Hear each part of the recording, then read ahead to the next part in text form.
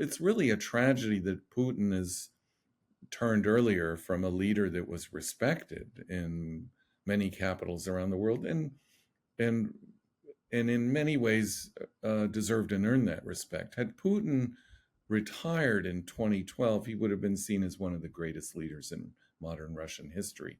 So, Kenneth, you were previously a US government physician diplomat based in Moscow, but you're now a psychiatrist. And I'm just wondering, what would be your psych eval for the Russian president? I think to understand Putin, it's useful to remember former Prime Minister Churchill's great quote that Putin, like Russia, is a riddle wrapped in a mystery inside an enigma. And even though Putin has been studied and written about for 23 plus years that he's been in power now, he still is a bit of an enigma. My studies of Putin and my profile would characterize him as follows: what I call the three R's, which is common to other authoritarian leaders that I've profiled, such as President Xi Jinping of China and Chairman Kim Jong-un of North Korea. Putin is ruthless, he's resilient, and he's very rational. And I think we have to keep that in mind. And I think there's a tendency to, I think people get his ruthlessness, uh, but I think they underestimate, and I think more and more they see his rationality, albeit through his eyes, but they underestimate his resilience. And that's important, especially in light of the recent mutiny by Yevgeny Prigozhin back in June. A lot of people, they write off Putin as being crazy. They think that he's just gone completely mad. Do you think it's kind of dangerous for people to be giving him that, to be describing him that way? Because maybe it's sort of using that type of language writes Putin off as a madman, but it kind of inadvertently distances him from the atrocities he's committed in Ukraine.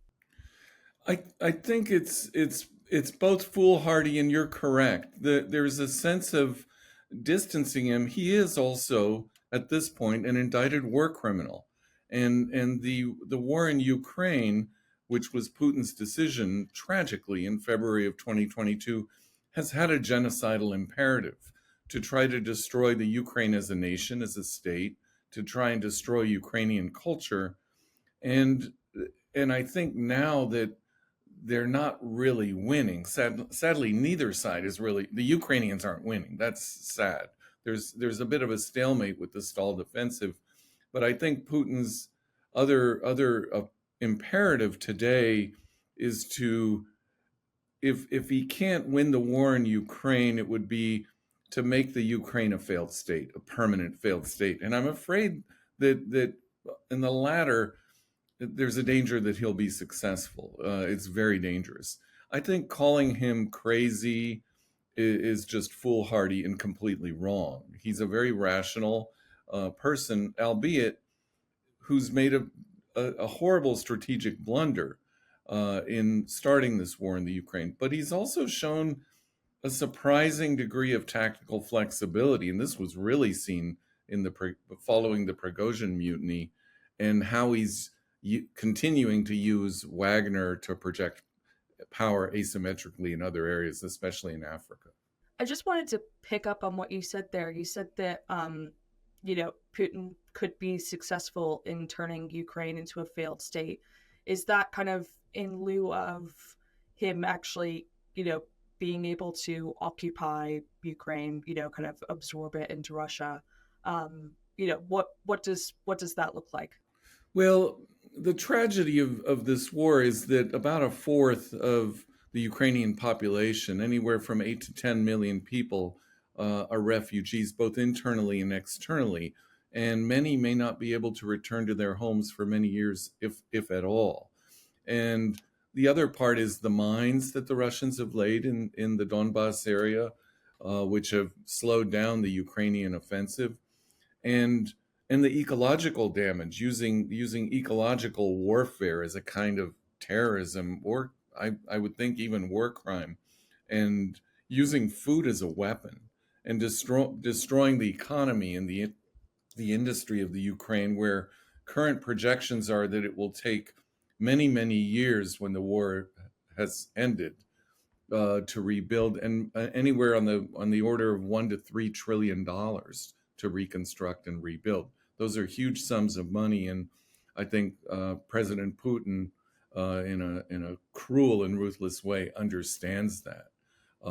So that's the use of food as a weapon, the bombing of the grain depots, and the blockades in the Black Sea are particularly disturbing in this regard because of their impact not only on the Ukrainian population, where food is about a third of its exports, but also in terms of feeding the global South. Tens of millions of people in Africa, for example, could have increased food insecurity or starvation because of President Putin's recent decision to use food as a weapon. I mean, if we look at it from a psychological standpoint, I mean, a lot of people wouldn't be able to sleep at night if they knew that they were taking food away from millions and millions of people. If we look back on to Putin's past and to Putin's childhood, what signals are there to, this type of behavior, to this type of kind of lashing out? Putin's childhood is by now well known, and is actually well described in his 2000 autobiography, First Person, which I recommend that your listeners read. It's short and very readable. And he grew up, I'm summarizing a lot of work that I've done, kind of a hard scrabble kid in the shadows of World War II, with two traumatized World War II veteran parents who had survived the 900-day siege of Leningrad, where over 1 million people died. And Putin was shaped by that time and by the Soviet era and by his desire to be a KGB officer. So he's always embraced the ideology of the KGB and now the FSB and the SVR and the GRU, of the importance of Russia being a strong state. So Putin has always valued strength, and in this sense, he combined with his longtime study of martial arts, of judo and sambo, where he's actually a master in both. He's a street fighter, and he made a famous quote in 2003 after the Beslan school siege, where over 300 children were killed in a botched special operations raid. And he said, "We were beaten because we were weak." So Putin abhors weakness and, like many Russians, values strength. He's also shown a remarkable ability, not only the cruelty over the years that we've seen in Grozny, in Georgia, in the Ukraine since 2014, in Syria in 2015, the assassinations of Litvinenko in London, or the attempted assassination of Sergei Skripal, and in 2020, Alexei Navalny, and Boris Nemtsov, for that matter, in 2018. The use of hostage diplomacy is really paramount right now. I've written that Putin has held the Ukraine hostage because of Russia's control of 6,500 nuclear warheads, but he's also used hostage diplomacy in other ways, currently holding Wall Street Journal reporter Evan Gershkovich, and Paul Whelan is still a hostage, and the former AAS teacher Mark Fogel.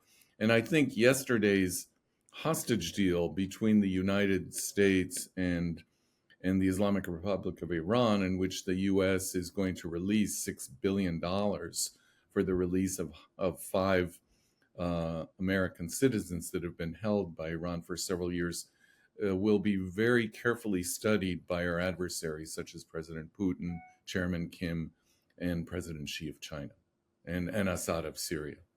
Do you think then is how, in the way that the West has approached Putin since this, full-scale invasion of Ukraine, have they really kept in mind who Putin is, like, as a person? Have they, in negotiations and when they've engaged with him, do you think that they've approached that correctly?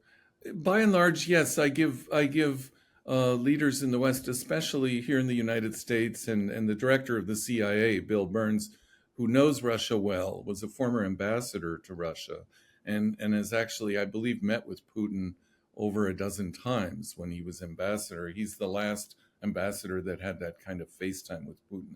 So I think people at the national security level understand that. I think what surprised a lot of people, though, is there is a narrative out there that you can't negotiate with Putin or with other authoritarian leaders like Chairman Kim or President Xi. That's not really true. It's just you have to negotiate from a position of strength because that's where they're coming from. They use extreme tactics, maximalist hardball tactics, and that's to be expected. I do think that having Putin indicted as a war criminal, limiting his ability to travel, for example, to the BRICS conference that's coming up in South Africa, is clipped his wings a bit, and that's been a smart move. I think the other factor is that at the recent Jeddah conference hosted by Crown Prince Mohammed bin Salman, Russia was not invited, but the global South was present, America was present, and China was present. So the Jeddah conference gives me some optimism, a glimmer of optimism, that there are a lot of behind the scenes diplomatic approaches being pursued to end this horrible, tragic war. In Putin's attempts to kind of gain more territory to take Ukraine, I mean, he thought he was going to take Kyiv in 3 days, and that didn't happen. We're still here. Um, it's actually raised a lot more questions rather than about, gaining more territory, more so about Russia losing territory. There's been, serious questions about the future of him as a president, the future of Belarus, the potential fragmentation of the Russian Federation. I mean, do you think that right now, he might be regretting his decision, or do you think he's still kind of in denial? I think, as you said earlier in the interview, he sleeps well at night. Uh, I don't think he lives with regrets of that sort.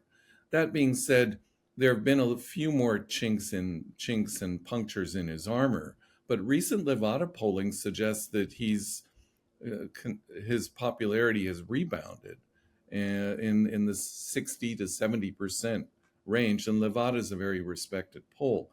He's also, I think, sanctions have not really worked. The they generally don't work, but when you look at a country like Russia, that's a huge country, a great nation with a rich history, they have a remarkable ability, as we saw in World War II, where over 27 million Soviet citizens perished, to absorb a lot of suffering. And the Russian economy, according to many economists, has actually grown in the past year. So sanctions have never been shown to curtail or change President Putin's behavior.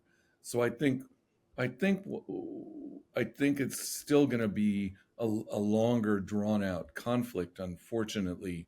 And I think what President Putin is likely hoping for now is if there's a new president in the United States next year, I think Putin's playing a waiting game because recent polls as of this week have shown that now a majority of American citizens, a slight majority, no longer favor giving the large amounts of aid to the Ukraine that we've given. And in the Republican Party, those numbers are higher. So President Putin is well informed and he looks at those numbers. So he and our other adversaries are playing a waiting game to see what happens after November 2024. We recently had a bit of a cybersecurity scare here in the UK. Our electoral commission was hacked, and it's many people are speculating, and they believe that it's likely that it was Russia. I mean, should the US be more concerned, given how, you know, if the Republican Party, is going to limit the amount of aid given to Ukraine, should we be worried, should America be worried about Russia interfering in that election? Yes, America continues to be worried about Russian cyber attacks and ransomware attacks in the United States. We certainly know they interfered in the 2016 election, and they tried to interfere in the midterms in 2018 and 22, and they tried to interfere in the 2020 election. Thankfully, there's widespread awareness at the national security level of this, and leadership in organizations such as CISA, the NSA, the Cyber Command, Homeland Security are working full throttle to prevent these sort of attempts. I think it's realistic to expect the Russians to increase their asymmetric warfare capabilities. Uh, the projection of the Wagner Group in Africa is one example. Cyber warfare is another, and the use of propaganda and disinformation. I think we can expect that they'll step it up. I want to make one other point that we all got wrong. Certainly, President Putin got wrong, but actually, the West and the United States got wrong.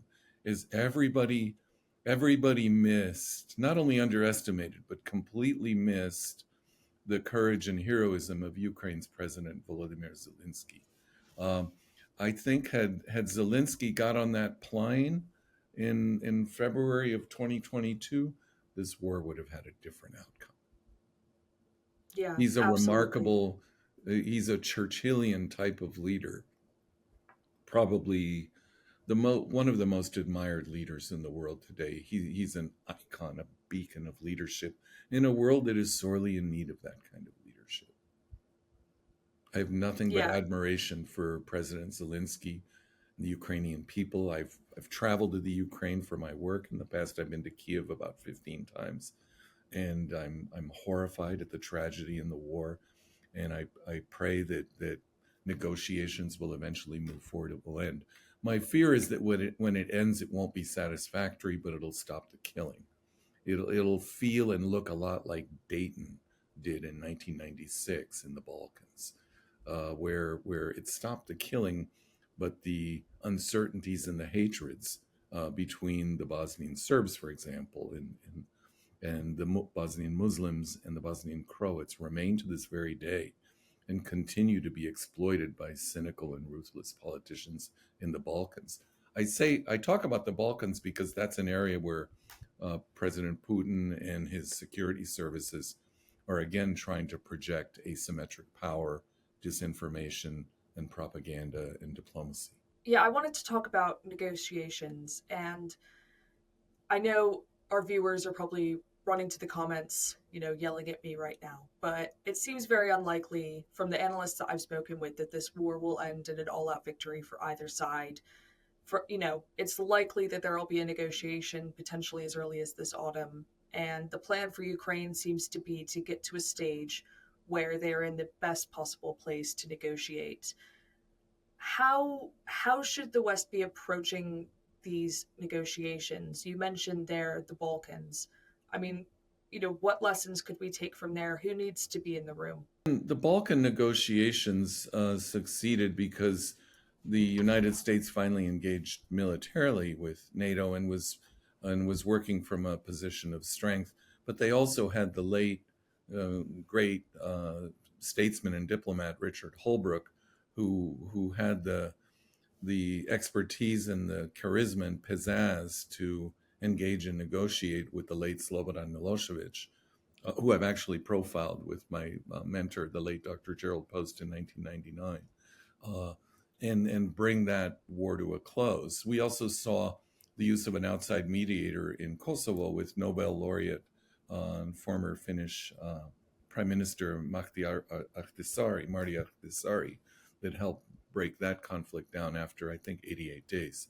So I think what we can expect to see is the use of a trusted third-party mediator that the Russians and the Ukrainian government, the Russian government, and the West, meaning the Americans and the Europeans, can trust.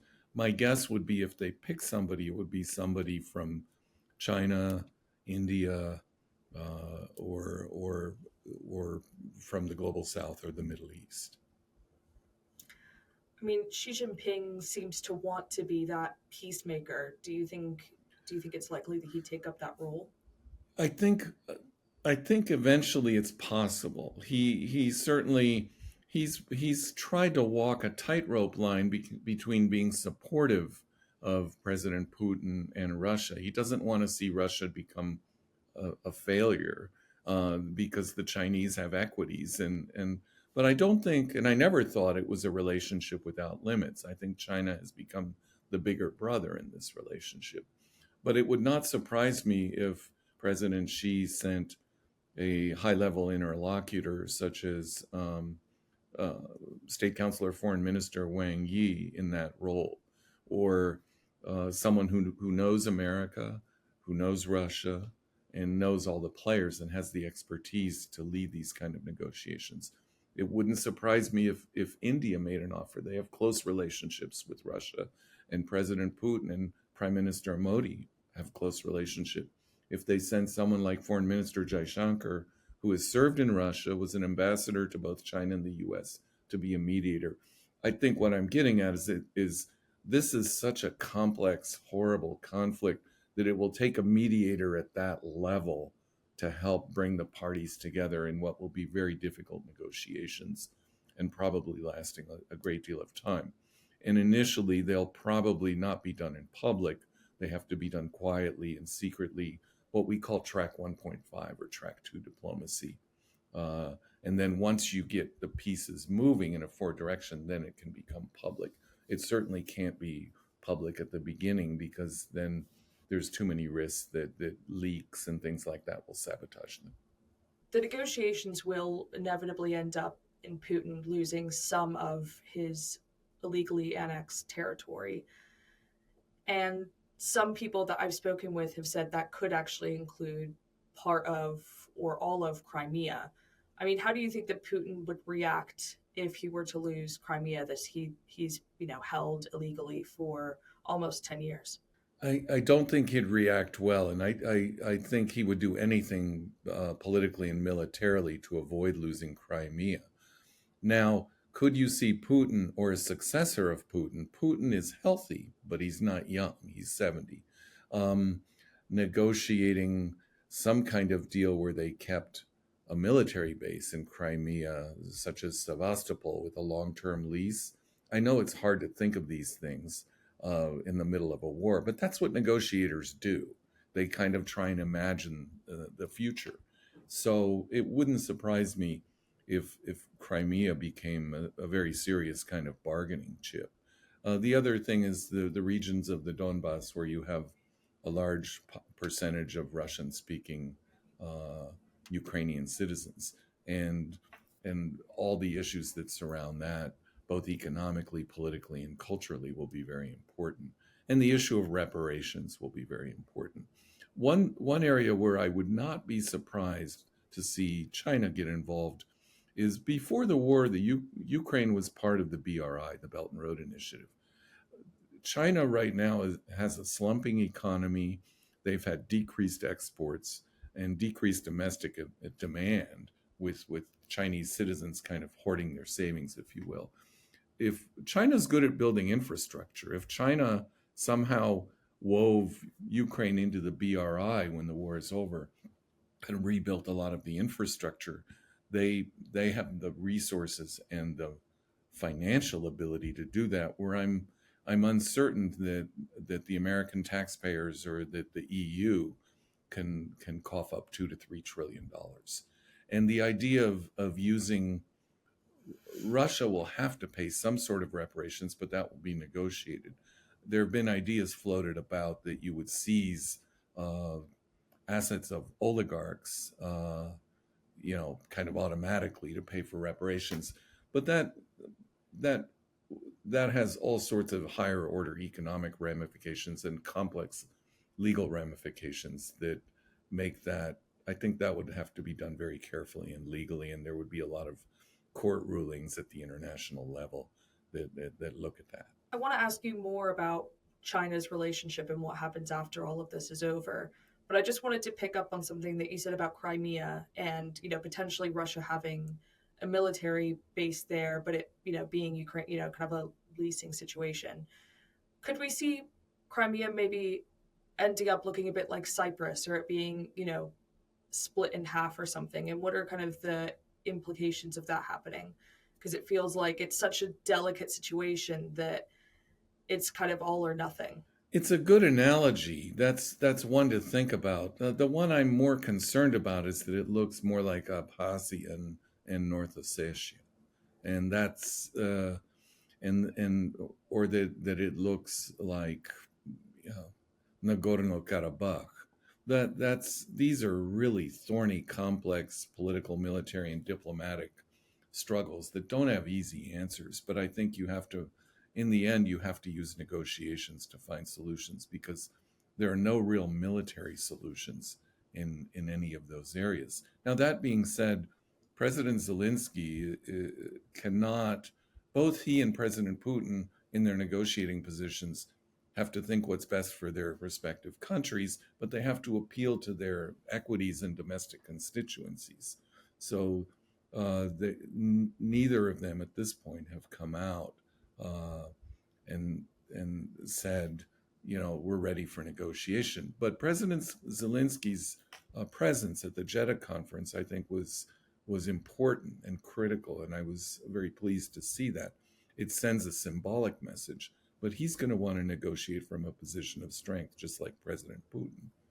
Uh, and Putin has equities to answer to, like Yevgeny Prigozhin, whose popularity rating after the coup is still high, and who met with President Putin, and who was seen at the hobnobbing at the recent Russia-Africa summit in St. Petersburg, which only 17 African leaders attended. So I think there's a lot of moving pieces that are happening. My guess is Putin will continue to do militarily what he's been doing, and that he'll wait, because the 2024 elections in the United States are a huge game changer, depending on what happens. I wanted to pick up on the China piece now. I mean, we had Robert Fox on our Frontline series with Kate Sherbo, and he was talking about the potential of negotiations opening up at the UN this autumn, and said, actually, what could happen is that because it's not in Zelensky's political interest to negotiate. He's said this war isn't over until we have Crimea and all of the territory, but they might be able to win him over by saying, this war will end in negotiation, but then immediately Ukraine would accede into NATO, and Ukraine would become the eastern flank of NATO with a lot of money and armament poured in there, which is a strong strategic move for Western powers there. I mean, is it likely that it's a lot of money that they would have to funnel into Ukraine, even more money to funnel into Ukraine? But do you think that posed with that opportunity that the West would give up so easily and allow China to be, putting money in and, doing the Belt Road Initiative? I don't think the West would be pleased with it, but the risk is, if the West doesn't really take an aggressive lead and have kind of a 21st century Marshall Plan with a willingness to spend $2 to $3 trillion, then the Chinese will step into that vacuum, because it's in their interest to do so. It's analogous to the situation in Niger. America has, while we've had a large counter-terrorist presence in Niger for a decade, the Sahel is very economically and politically fragile, and we've neglected Africa, frankly, for many years. And now, with the French kind of pulling out after Mali, Burkina Faso, and now Niger, there's a vacuum, and that unfortunately creates a space for other actors to move into the vacuum, such as the Wagner Group and other entities in Africa. So I think the same thing could happen in the Ukraine in terms of money. I think political influence is really important, but money is the key. Weapons and money for Ukraine are the key. Someone has to come and step up and say, this is in our national interest. This is in the West's national interest, in terms of a struggle of liberty and democracy versus authoritarianism, that we need to both save and rebuild the Ukraine. The one of my, I think, President Biden, while there's been bipartisan support in Congress for President Biden's initiatives, when you go to the heartland, and I live in the heartland in Texas, I get asked this question all the time by friends, relatives, and acquaintances, which is, you've traveled in the Ukraine, you lived in Russia. Why does the Ukraine matter to me?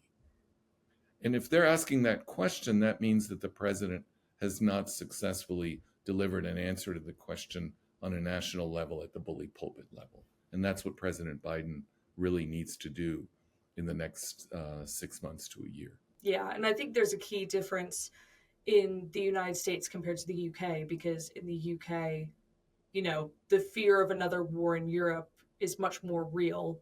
And, you know, Russia to us is a much bigger threat, in the same way that China feels like a bigger threat to, the United States.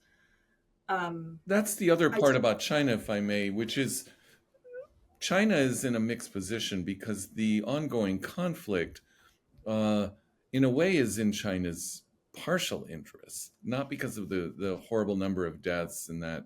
And China is affected by the use of grain as a weapon and fertilizer as well. But if we're taking our eyes off the eight ball and focusing solely on Russia and Ukraine, we're not focusing as much in terms of resources on China.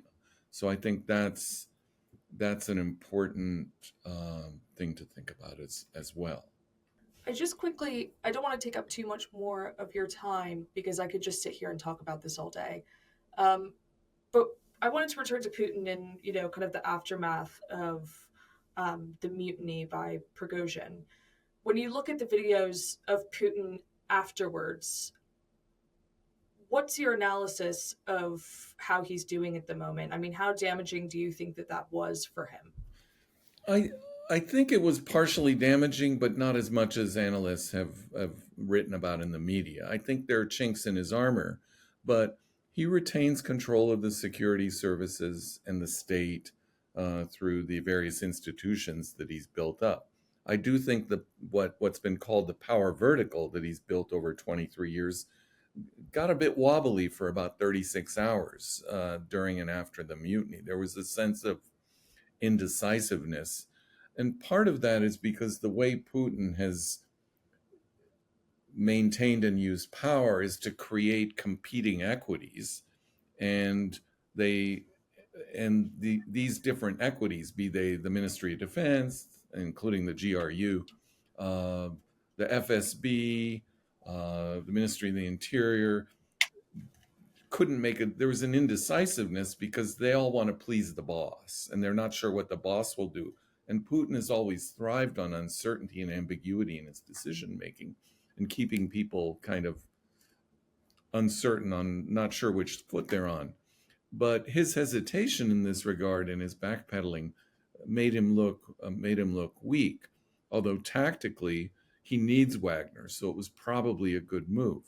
That being said, while Putin can sleep well at night, Prigozhin should be careful, and he probably will not sleep as well at night. I think I could see President Putin continuing to use Wagner to project force asymmetrically, if not anymore in Ukraine, but certainly in Africa and other conflicts, and appointing a different person to be CEO of Wagner, such as someone like Victor Bout, who's a former GRU officer, knows Africa well, has worked and lived all over Africa, knows many of the leaders. That would be a really smart move on his part to name someone like that, who's not as politically threatening to him, but who's very effective in terms of Wagner's power projection and using Wagner asymmetrically as a projection of power of the Russian state. So that'll be interesting to see how this plays out with Prigozhin in the next 6 months. Prigozhin's criticism was very interesting, that was posted on Telegram and has been seen by probably 1/2 to 2/3 of Russian citizens, where he really criticized the rationale for the war and the elites and the fat cats. I think Putin can borrow from that because the elites and the fat cats have never been popular. And what we've seen with the oligarchs is a tendency to again bring them to heel and to also use all sorts of propaganda against them, including anti-Semitic propaganda, as many of them are of Jewish origin. So I think that plays well with old kind of Russian narratives. The last thing I'd say about Putin is, if you look at Putin in the early 2000s, he gave a remarkable speech to the Bundestag in 2000 in perfect German, where he talked about Russia being a part of the West. He visited the United Kingdom, I believe, in 2003, and there are photos of him meeting the Queen and being very gracious and kind of being very appealing, and even to borrow a phrase from the late Prime Minister Margaret Thatcher, people saw Putin in Britain and in Europe and in America as someone they could do business with, kind of a Western leaning Russian. That part of Putin is no more. This reflects an old tendency and tension in Russian history between the Westernizers and the Slavophiles, a more Orientalist outlook. And Putin has clearly turned toward that. So I think it's important to see where he fits into Russian history and his turn over the last decade toward a more inward, tightly controlled Russia, and a Russia that really doesn't care about its relationships with Europe anymore in the previous way, or with the United States, but is turning toward the global south in Eurasia and Asia. My final question to you, Ken, you spoke there about Russian history, and I wonder overall what impact you think this will have on Russia's future. Will I, as an American slash British, dual national, be able to travel to Russia in my lifetime? Do you think, are Putin's warnings valid? Could we see a breakup of the Russian Federation? I don't believe we'll see a breakup of the Russian Federation. I think there's concerns about that are legitimate, but I think Putin will do everything in his power to preserve a wrong Russian state. He's always been that way, as Fiona Hill and Cliff Gaddy have written in their excellent book. But it's really a tragedy that Putin has turned earlier from a leader that was respected in many capitals around the world, and and in many ways deserved and earned that respect. Had Putin retired in 2012, he would have been seen as one of the greatest leaders in modern Russian history. But now he's a pariah, and because of that, and because of the horrors of the war that the Russians are perpetrating, he Russia has become a pariah state, and they've had a brain drain. They've lost over 1 million of a generation of young, talented people that have left, probably not to return. So I see that as tragic for Russia, because Putin is fighting really. He has a Cold War and 20th century wartime mentality when you look at his tactics militarily on the intelligence front. But the war, the new Cold Wars of the 21st century will, the most important variable is human capital. And you don't let 1 million of your top citizens who are in the throes of their productive lives, well educated, starting businesses, working in all sorts of different fields, if they leave a country like that, it hurts the country. So I think Putin completely missed the importance of that.